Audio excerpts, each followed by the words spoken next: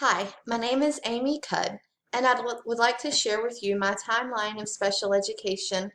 I would like to let you know that I focus mostly on a legislative timeline because public schools are funded with public dollars, and as a member of the tax-paying public, I like to know where my dollars are being spent, and I like to know that it's being spent to educate all students. Before I begin with discussing special education in the United States, I think it's important to look at the beginnings of education in general. Um, a few references to early special education, if you will, occur in the writings of the philosopher Plato. In his book, Republic, he refers to societies having superior and inferior members, and in this he says that the deformed, both belonging to the inferior and superior class, should just be put away in mysterious and unknown places. Early Christians, like 16th century um, Christians like Luther and Calvin, they believed that persons with disabilities were possessed by evil spirits and needed exorcising. Um, Education in its beginnings also occurred in the home. It occurred in manor houses via tutors and governesses. One of the first cases where we saw education move outside of the home was in monastic education. Students would go to monasteries and they would spend their times learning Bible and Latin, and they would copy books and memorize and cipher using numbers. And moving a little closer to the United States, we had the Puritans leaving Europe to come for religious freedom. They were some of the earliest colonists, and they would have education in their homes. These students would be taught life skills, Latin, and Bible. However, as the colonies grew, there became a need for more formalized education. In 1647, the General Court of the Massachusetts Bay Colonies declared that a town of 50 or more families should have a school that taught Latin. Fast forward a long time in American history, we come to the Revolutionary War. America got its freedom from Britain. One of our founding fathers actually made one of the first statements that was pretty divisive as far as education when he proposed a two-tiered education system, one for the laboring and one for the learned. Also here in the early 1800s, we had the first public school, which opened in Boston. I think a lot of political and legislative decisions can be marked by big turning points in American history. One of those is the Civil War. After the Civil War ended, we were faced with educating new citizens. The 14th Amendment, when ratified, gave rights to all U.S. citizens. This was done to include former slaves. However, we have court decisions like Plessy Ferguson, which declared separate but equal was legal. Of course, separate did not mean equal, and you also saw that in an 1893 situation where the Massachusetts Supreme Court upheld an expulsion of a student based solely on his poor academic ability. The dawn of the 20th century, moving into the 1900s, now what happens in special education? The first half of the century, not so much, but the second half saw things really get going. We still have a lot of unfairness going on. So we have in 1932, there was a survey done of 150 school districts revealing that 75% of them use IQ testing to place students on different academic tracks. Students with a higher IQ were moved into the more college preparatory style learning, whereas students who tested lower were put into remedial education or just not educated at all. This is really important because IQ testing, knowing what we know about multiple intelligences and the differences of a native English speaker taking an IQ test versus a non-native English speaker, these tests just really weren't fair. However, they were being used to place students into academic tracks.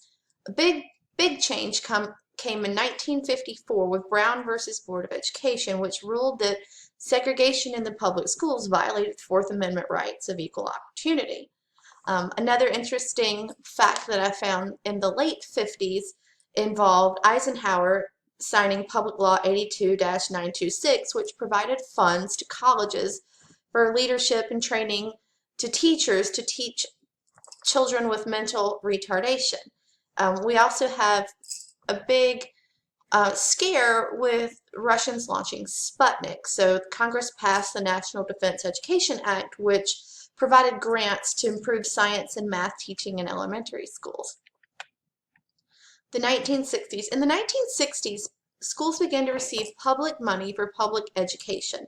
This is following the Elementary and Secondary Education Act. Another important event that occurred in the 60s was in 1966 when the Bureau for the Education of the Handicapped was created under Title VI. This provided grants to states to improve programs to children with disabilities. Another important event happened in 1970, referring back to those IQ tests, in Diana versus the State Board of Education. Here, in this case, classifications based on test scores were attacked because these test scores were found to be unfair when the tests were given in English to non-native English speakers. That created quite a problem. The 1970s. And the 1970s were a hot decade in legislation regarding special education in the United States. A couple of big court cases happened in between 1971 and 1972, which challenged and changed the status quo. Pennsylvania currently had a law in place that allowed them to deny services to children who had not reached a mental age of 5 years old. That was challenged and later overcame. Another big one was Mills versus Board of Education. In this one, Washington, D.C. school districts were sued, and the districts were constitutionally prohibited from deciding that they had inadequate resources to serve children. Prior to this, D.C. schools were refusing to serve children with disabilities, and it was found that that violated their Fourth Amendment rights. Another big event was in 1973. This is Section 504 of the Rehabilitation Act, stated that a person with disability cannot be excluded or denied any benefits from any program receiving federal funding. Another huge moment, November 29, 1975, when President Ford signed the Education for All Handicapped Children Act.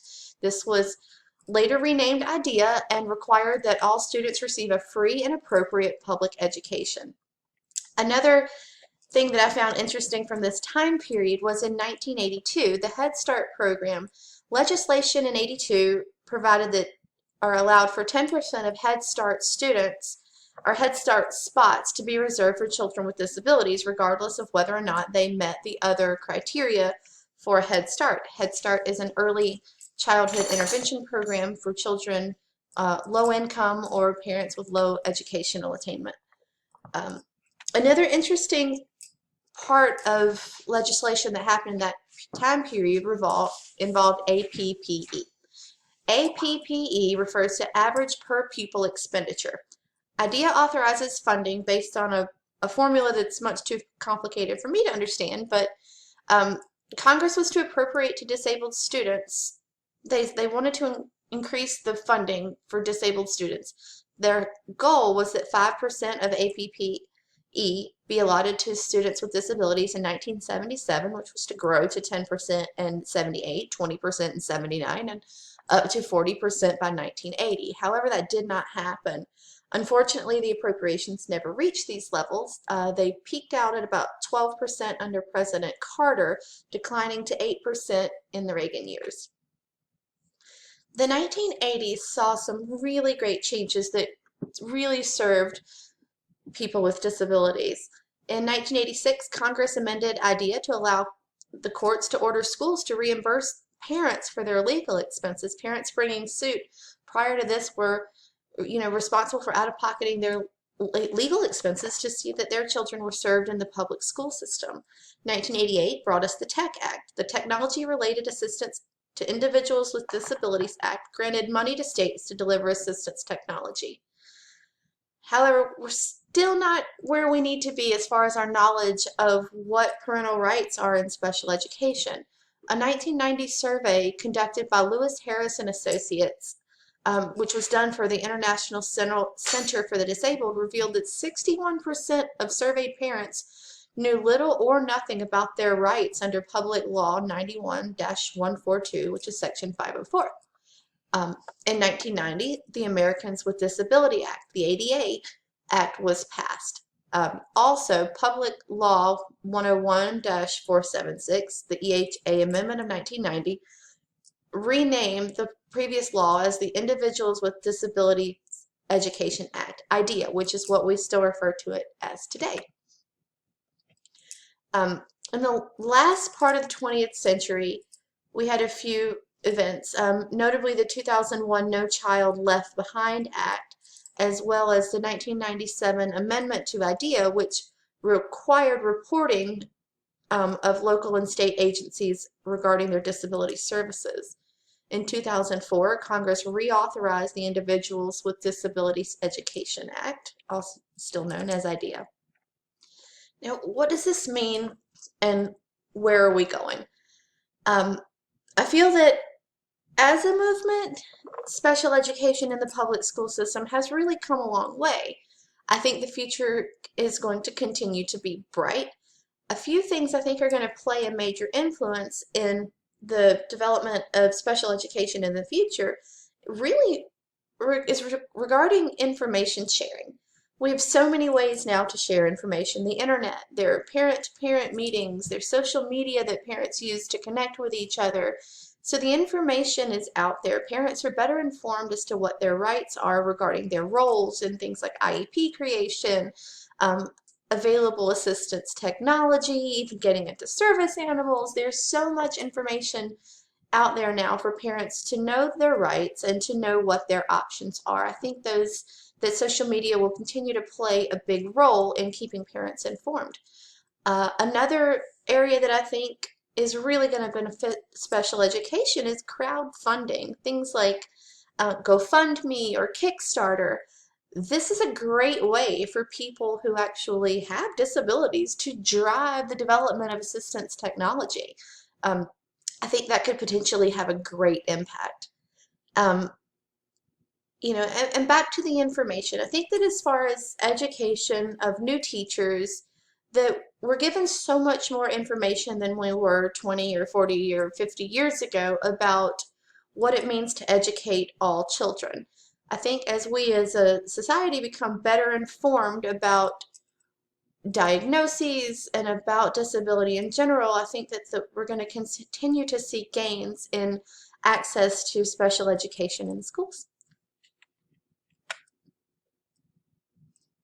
Here's a little of my research on this problem. I really enjoyed this information and it was enlightening. And even though we have a long way to go, it's really exciting to see how far we've actually come and to get excited about being a part of where special education will go in the future.